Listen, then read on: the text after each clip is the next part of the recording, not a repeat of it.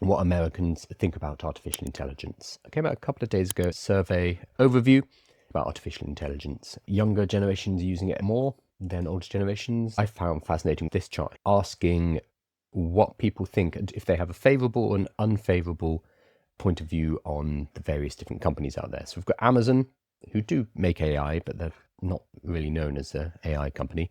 Google, Facebook, Twitter, OpenAI, XAI, and Anthropic. What I found hilarious was how many people don't know who Anthropic are. Anthropic create Claude, my favorite AI model, and it's an extremely good model. 81% of the American public basically said, I've never heard of it or I'm not sure. So I have no opinion about Anthropic whatsoever. And 9% were favorable and 10% were unfavorable, which I find very strange. I would have thought if you know who Anthropic are, you'd probably be favorable, because they tend to be they focus on ethics, the guardrails, etc. A lot of people have said, I have no idea who Anthropic are. If you do know who Anthropic are, if you know what Claude is, you are ahead of 80% of the US public. And I think that's a really good reminder that if you're watching me, some British nerd, on a Friday morning talking about this stuff, you are ahead.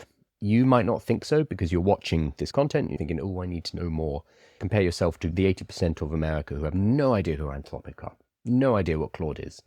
That's what you need to compare to, not people like myself every day. Also, 76% have no idea what that is. 42% don't know who OpenAI are, which is higher than I thought. Again, this is probably me assuming everybody knows what ChatGPT is and what OpenAI is, but no, that is not the case. 42% do not know. 33% are favorable and 25% are unfavorable for OpenAI, which, again, if you spend all your time online on Reddit and Twitter, is surprising because there is so much hatred against OpenAI with people like, oh, they changed the model and they ruined this and they're messing it up and OpenAI is dead and ChatGPT got worse, etc. All that anger and fury, that is not shown when you ask the general public. And remember that ChatGPT has 900 million users. So the few angry people talk about how much they hate ChatGPT online and they ruined 4.0 and whatever, of a tiny minority. So it's very important to remember that.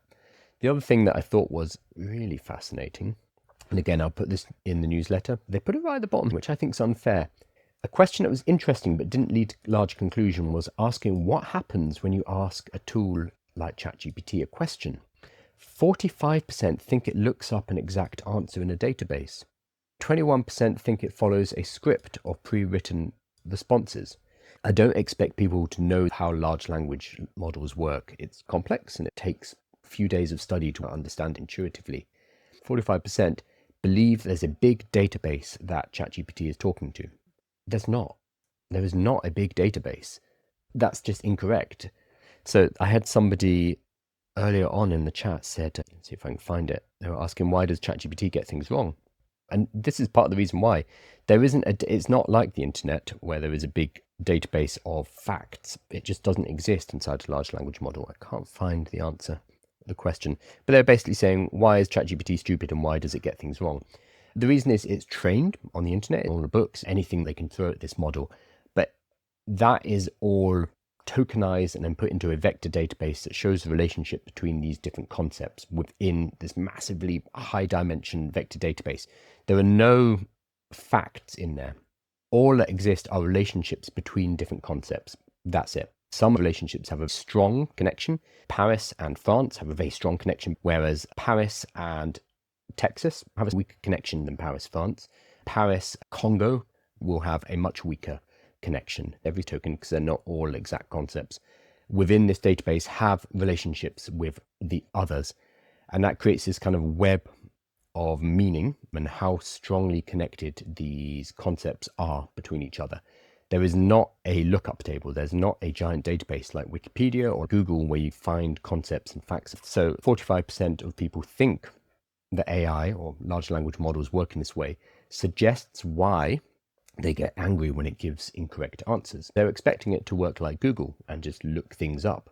They're expecting it to work like Wikipedia and to have facts ready. That's not the case. That is just not how they work, which is a double-edged sword, because that's what leads to AI being creative and useful from their emergent properties, we cannot always rely on their answers because of the way that inference happens, because of the way that responses occur.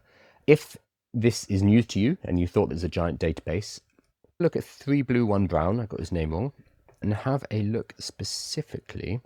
Ignore all of this. This is very confusing looking. Have a look specifically at probably the explainer. No, I think, there we go. There we go. This is half an hour's. No, that's going to be too complex. Let me see if he's got a really simple one, because it is important to understand this stuff, and there are people who explain it well. I'm just trying to find a simpler one. Large language models explained briefly. This is by a guy who talks about mathematics, but helps you get an intuitive understanding of the mechanisms inside a large language model. You do not need to understand it all, but by going through this half an hour video, you will at least have some kind of foundation and intuition for what's happening and what importantly is not happening, which is looking it up inside of a database. So I'll add this into the newsletter so you'll have the direct link, because this is one of the best explainer videos. Take your time with it. Actually, sorry, it's not half an hour, it's only 8 minutes. So watch it multiple times, because he's an extremely good explainer, but it is a complicated subject. So I'm sorry, that sounds patronizing. I had to watch this multiple times before I got it. I highly recommend you take the time to work through this and get it. You can take this to Notebook LM, have it put together summaries and test you, paste it in there, and then Notebook LM would be able to help teach me and create material. I can discuss the video with Notebook LM and really make sure that I actually understand this concept. So highly recommend that.